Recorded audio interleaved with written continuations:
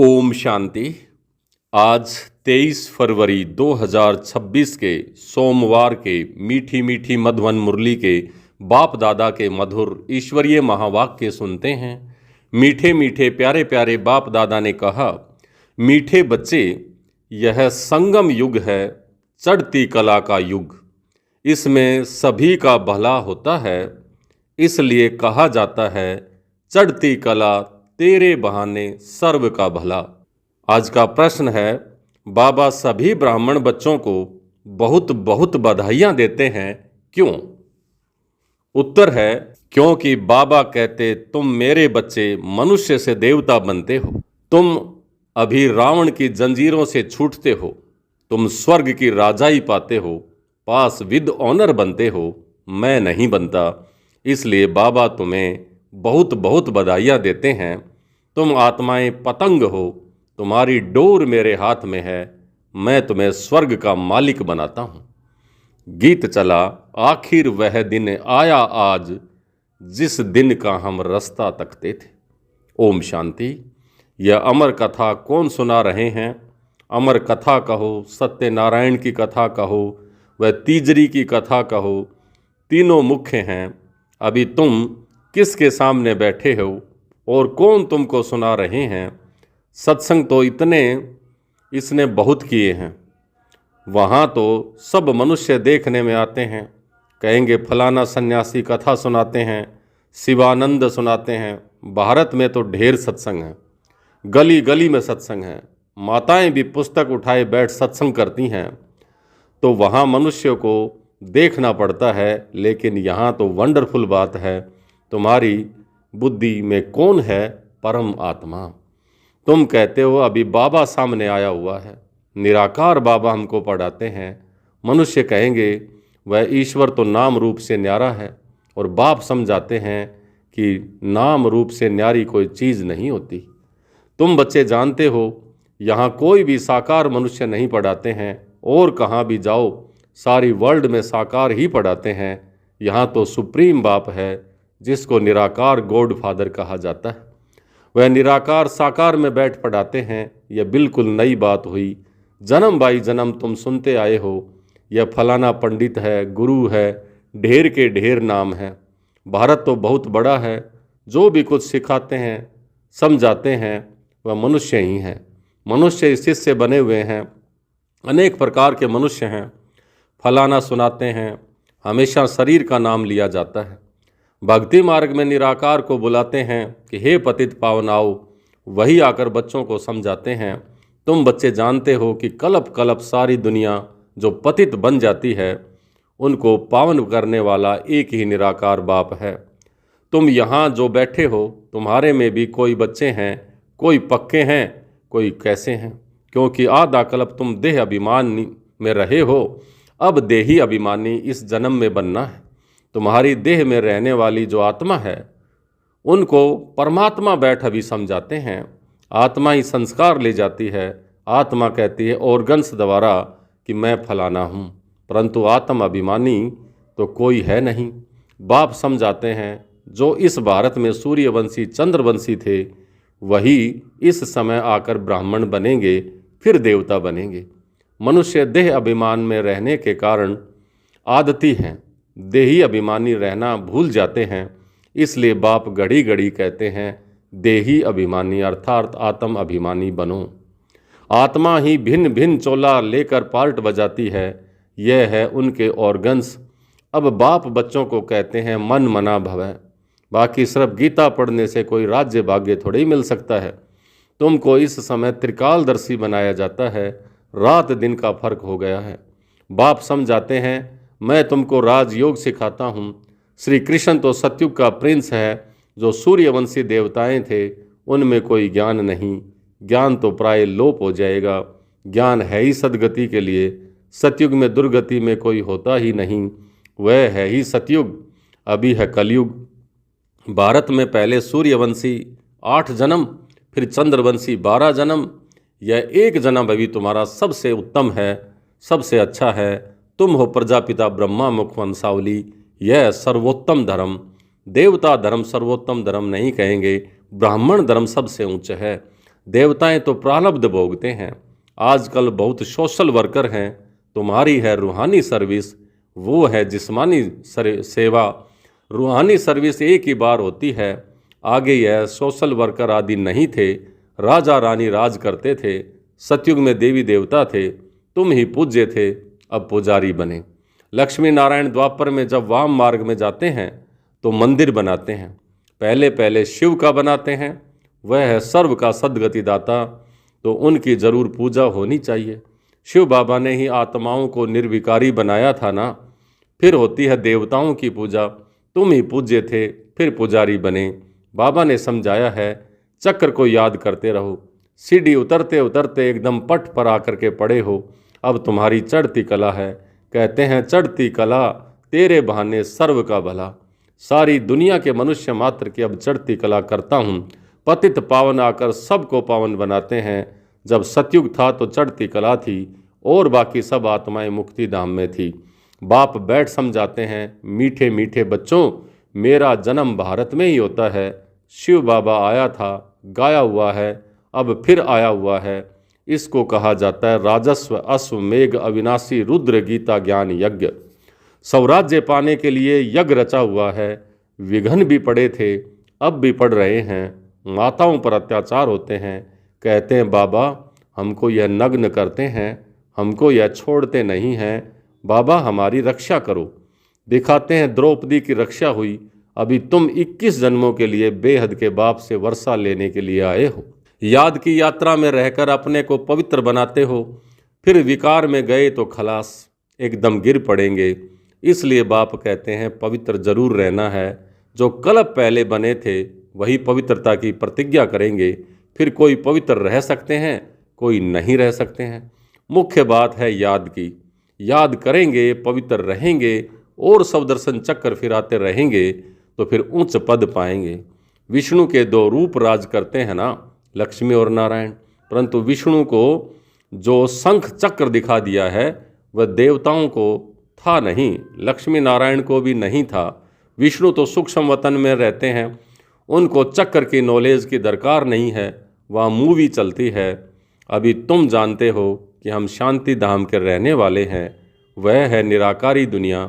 अब आत्मा क्या चीज़ है वह भी मनुष्य मात्र नहीं जानते, कह देते हैं आत्मा सो परमात्मा।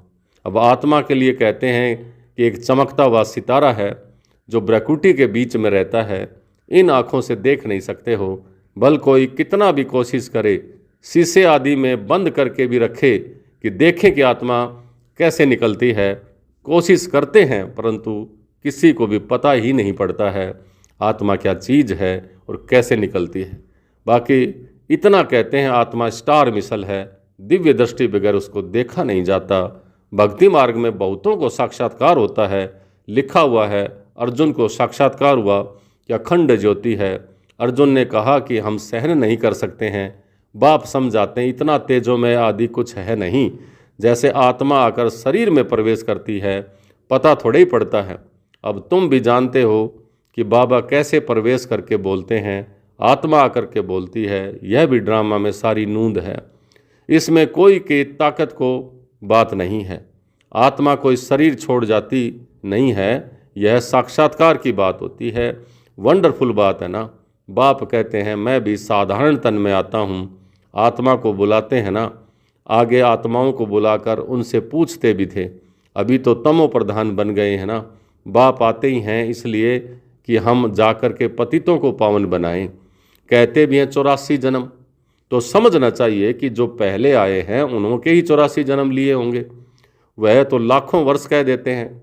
अब बाप समझाते हैं तुमको स्वर्ग में भेजा था, तुमने जाकर राज्य किया था, तुम भारतवासियों को स्वर्ग में भेजा था ना, राजयोग सिखाया था संगम पर। बाप कहते हैं मैं कल्प के संगम युगे आता हूँ और गीता में फिर युगे युगे अक्षर लिख दिया है।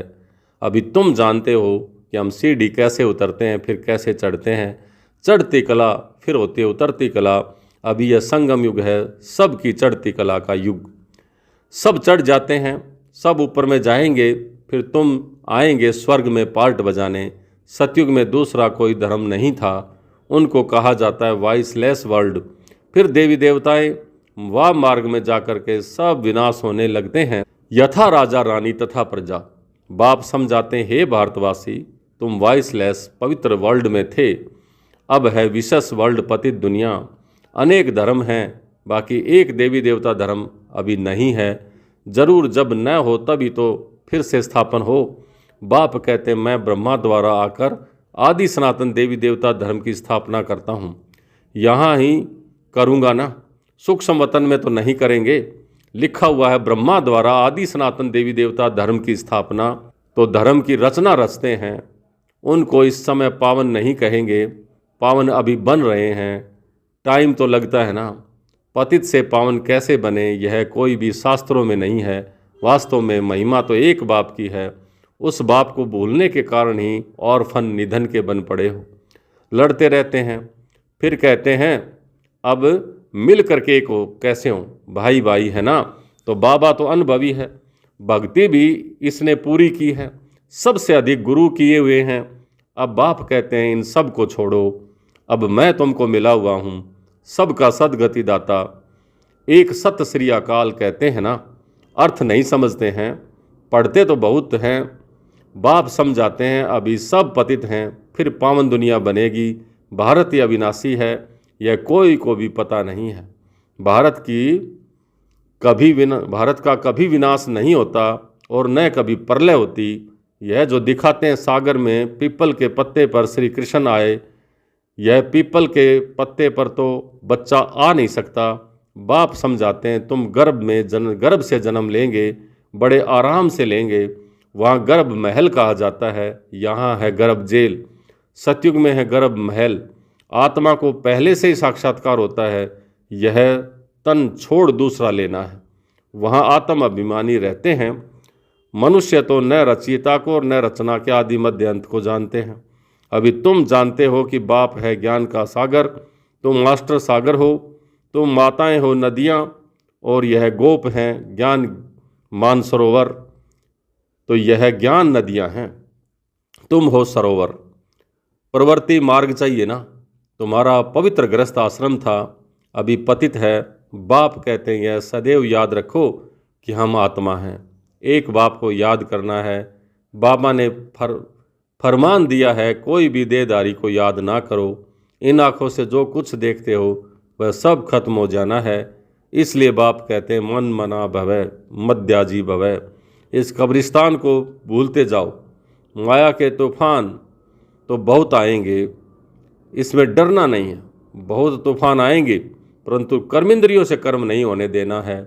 तूफान आते हैं तब जब तुम बाप को भूल जाते हो।